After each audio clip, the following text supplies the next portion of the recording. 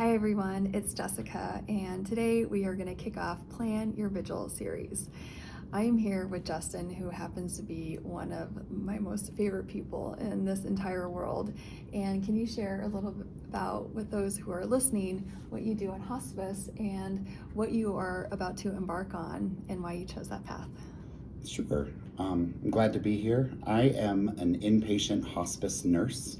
I work in an inpatient unit, meaning we bring people up here that are on hospice services that are maybe having uncontrolled symptoms or maybe are closer to end of life and they need more support, so we bring them up here. I've been doing this now for a little over 5 years, and it has touched my heart, and especially working next to you has kind of opened my eyes to return back to school, and I am currently getting my Doctor of Nursing practice to be a nurse practitioner in the adult and gerontology world, with a focus on planning on still being a hospice / palliative care nurse practitioner. Oh, you're going to be so amazing. I can't wait. So in my Eternal Crossings travel journal, we have a section on how to plan your vigil. Now, have you thought about what your vigil would be? Honestly, no. Really? Mm-hmm. Wow. Okay. So if you were to use your 5 senses, starting with what you would want to see, what are some things that you would want to be surrounded with? Definitely my dog.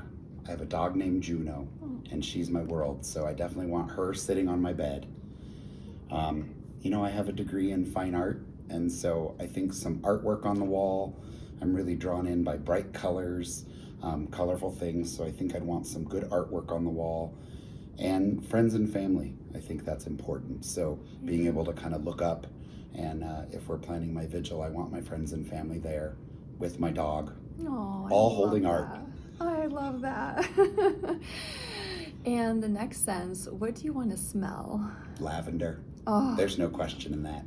It's probably my favorite smell.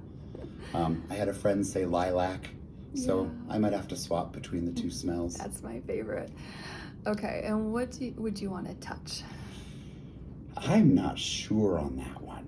I'm trying to think what really comforts me, what makes me feel safe, and I think I want a heated, weighted blanket. Not too hot to where I'm clammy and gross, but I want something just to feel that hug. Oh, that's awesome.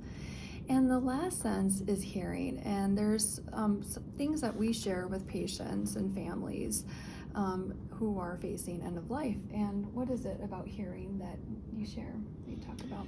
I think the biggest thing is that we're all trained that hearing is the last thing to go. People may not respond how we expect them to respond or how we wish they would respond, but that it is super important to say the things that you want to say, to give yourself that closure, give your loved one that closure. So I think even if they're not opening their eyes or they're responding how we're expecting people to respond, I think it's important to know that what you're saying is heard by your loved one. I think I like techno music, so I want some techno music playing. I love laughter. Yeah. I'm a big fan of comedy, and so my friends and family around me laughing, having a good time. And I just recently kind of realized, I think one of the things I want is I want everybody to stand up and applaud. Oh, because I love that. Hey, we did it. We did it. We're going home. Yeah, that's awesome. That's beautiful. Thank you so much for sharing. Do you have any last words that you would like to leave? I think we don't think about this subject. It's still very taboo. And I love that you're taking the advantage of bringing a tool to families to discuss this process and find out what's important. Even if it's years before you're expecting someone on hospice, at least it gets these conversations going of what's important when this journey's coming to an end and you're starting a new one. Yeah, I do. I believe that too.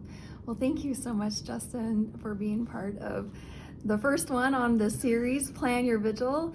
And if anyone would like to know more information, you can visit my website, eternalcrossings.com. Thank you.